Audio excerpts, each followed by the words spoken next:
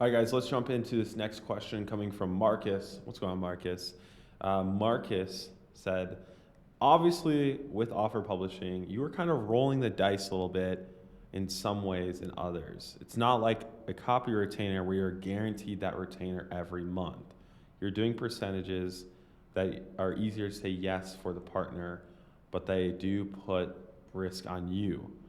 Now, we reduce that risk by picking the right battles, right offers to publish, right influencers, right audiences, and could you share how you do that?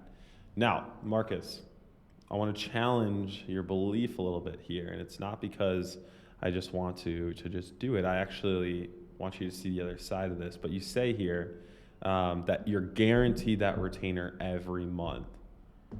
You are not guaranteed that retainer every month. The second your client wants to cut expenses, your name is going to be on that P&L. Anytime that you do not have ownership, you are an overhead. If you do not have ownership, you are overhead.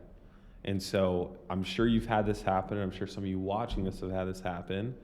But when your client, if you're a copyright agency, wants to cut expenses, they're going to see your name on there. They're going to see your retainer and they're going to be like, do I need that? Then they're going to start overly criticizing your work. They're going to blame you. The leads weren't good enough. Your copy wasn't good enough. I'm just going to use AI. And they're going to fire you. That's the whole point why I got out of copywriting and agency work to become a publisher, is because that's what I dealt with.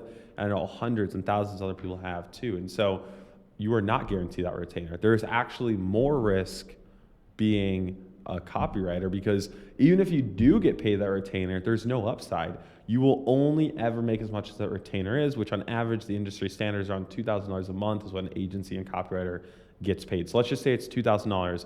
You will only ever make $2,000 from that client, which that's a lot of risk to me. Like, that's a ton of work for just $2,000. But with an offer publishing client and creator partner, the upside is infinite. It's as far as I want to take it.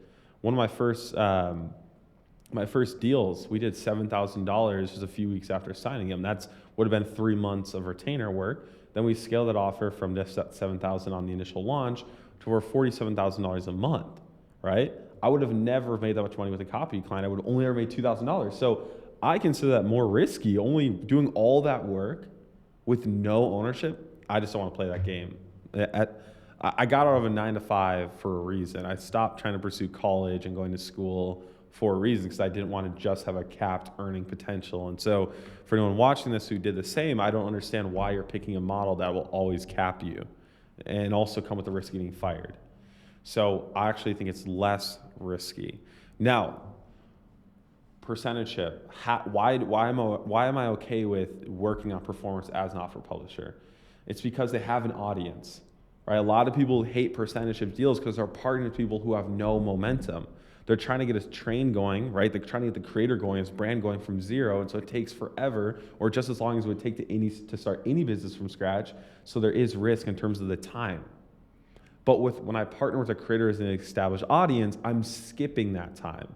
I'm going to them, and I'm essentially arbitraging their audience, skipping all that time it would take to run ads, pay for ads, do all that, and I'm going to them, and we're partnering, and then we're launching an offer within a couple weeks after signing them. So I'm just delaying that retainer money a couple weeks to make more than I would have made on a retainer. And I know, and I have the confidence it's going to work because the creator already has an audience. And I mean, if you guys are marketers, you know how much easier it is to sell to a warm audience than a cold one. And it's so funny. There's these people that go around trying to put this identity on you that you're not a good marketer because you don't know how to sell through cold traffic.